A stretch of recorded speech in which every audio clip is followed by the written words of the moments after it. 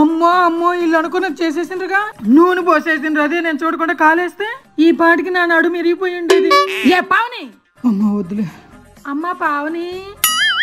చెప్పండి అత్తయ్య గారు. ఏంటమ్మా ఇక్కడ నూనె పోసారు? అయ్యో అది నూనె కాదు అత్తయ్య గారు, వాటర్ పెడుతుంటే ఎందాక ఫ్రిడ్జ్ లో కింద పడ్డాయి, తుడుద్దామని మర్చిపోయాను. ఓ నీళ్ళ, సరే కొంచెం తుడువు అమ్మా, మళ్ళీ జారి పడతాము. సరే అత్తయ్య గారు. పావని వాకింగ్కి వెళ్ళొస్తా. సరే అత్తయ్య గారు.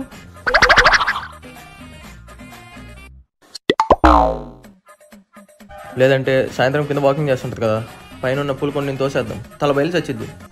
అయ్య బాబాయ్, ఈడున్న 4 రోజులు వాకింగ్ చేయకపోతే ఇప్పుడు వచ్చే నష్టం ఏం లేదులే. వాకింగ్ వద్దు, ఏమొద్దు. ఏంటత్తయ్య గారు వాకింగ్కి వెళ్తా అన్నారు, వెళ్ళలేదా? సగినం కాలేదమ్మా, పాడు పిల్ల అడ్డం వచ్చింది. ఓ